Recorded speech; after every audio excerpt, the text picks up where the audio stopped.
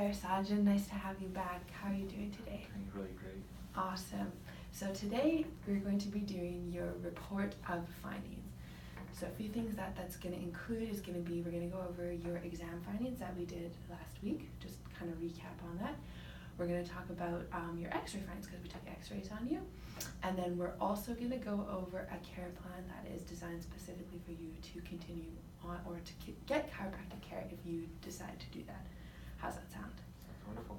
Awesome. Okay, so remember last week you came in with a chief complaint of low back pain, right? And this low back pain was preventing you from doing some exercises that you want to be doing, and it was also causing you to always have to worry about your back and guard it when you're doing different movements and stuff like that, right? And so would you say that this is preventing you from living your best possible life? Yes. Yeah, okay, and so we don't want that. We want you to be living at your highest possible self. And so we're going to try and use chiropractic care to help you get there. All right, so chiropractic care deals with the nervous system.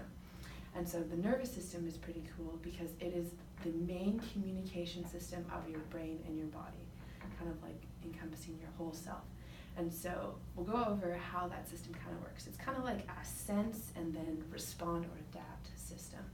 So basically what happens is you sense your external environment through things like your sight, your touch, your taste, all of your five senses basically. And so your body senses that, and then it sends that information to your brain through the communication of your nerves. So if we look at this picture right here, you can see that, so your body, right, and all these yellow lines are going to be your nerves taking that information from your environment, from your senses, and it's going to take it all the way up to your brain here, all right? And so the brain then gets that information, it processes it, and then it decides what it wants the body to do. So it sends out this response back to the body, and so that information is going to be carried, again, through the communication system, your nerves. So the nerves send that information out back to the body for the body to respond. So say, just a small example, say if you heard a joke, so that was a sense, you heard this joke, and then your brain processes that, and then it responds by laughing to the joke. Does that make sense? Yeah. Cool. And so you can see here that all these nerves coming from your hands, your feet, they kind of all meet at this yellow line here, right? Mm-hmm. So this is what we call the spinal cord. It's kind of like the communication highway. And all of your nerves have to go through that spinal cord to either get to the brain or leave the brain and go to the rest of the body. So it's a pretty important part of this communication system, right? So we give it a little, or our body gives it protection. So what we have is our spine. These white bones here actually encase the spinal cord and protect it from any harm, or try to protect it as best as it possibly can. So you can see here these little yellow lines. These are our nerves coming in, and then our spinal cord is actually inside these vertebrae. All right, so you can see that it gives that protection and allows for that communication system to work properly. But sometimes what happens in our body is that that communication system can get interrupted. And so we call that a subluxation. And a subluxation is where your vertebrae get misaligned or they're not moving properly, and then having that improper position causes that communication system to be blocked.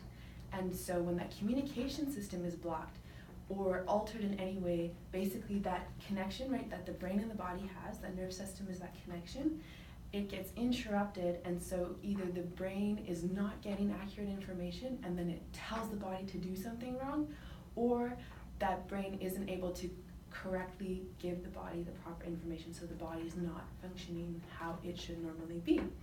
And so you might be wondering, how do these spinal misalignments occur, or these subluxations occur? So it basically happens through any trauma that your body may experience, and the trauma is too big for the body to be able to handle on its own. These can include many different types actually. Probably the main one you think of is physical trauma, like a car accident or some kind of crash or fall or something like that. But there's also things like chemical trauma, which can be putting in low quality food in your body, or maybe breathing in some air pollution or something like that. And then also there's emotional trauma. So things like negative thoughts that you're thinking, that can also affect that communication system in your body, okay? Does that kind of make sense? Do you have any question about that? I think so. All right, awesome. So now we can kind of see where these subluxation manifested in your own body.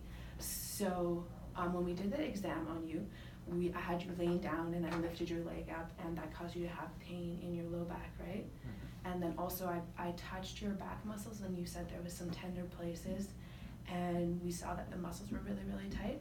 So these can be some areas that you might have subluxation. And we can also look at your x-rays. So right here, this is your x-ray that we took of your low back.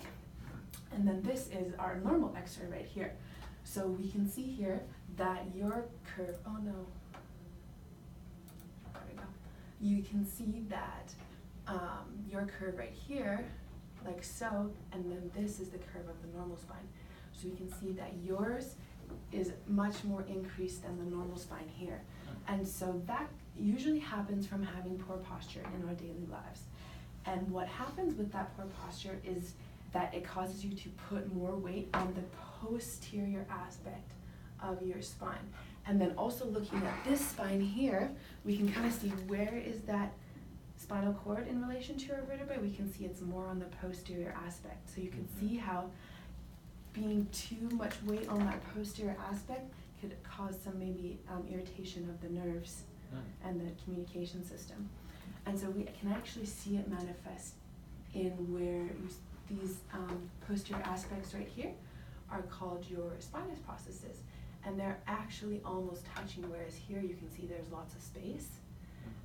And there's also increased whitening here. And these are just signs of spinal degeneration and can be a source of your pain. And so with chiropractic care, we just want to try and mitigate those degenerative changes that are happening in your body. Any questions with the x-rays? All right, so I looked over all of your exam evidence and x-ray evidence with my mentor doc, and we came up with a care plan specifically designed for you in order to take care of this condition. So what the plan includes is coming in twice a week for an adjustment, and we're gonna do that for a span of 8 weeks. And then after which we'll do a reevaluation to check your progress along your chiropractic journey. How does that sound? Sounds Is that perfect. good for you? Yeah. Awesome. And so my mentor doc has seen many people with this condition, and they tend to get better. Many get better with chiropractic care. If you want to see more research on that, I'm happy to provide you with the evidence. We can do that at a later date. And so what we're going to do at these visits is I'm going to deliver an adjustment after searching specifically for those subluxations we talked about.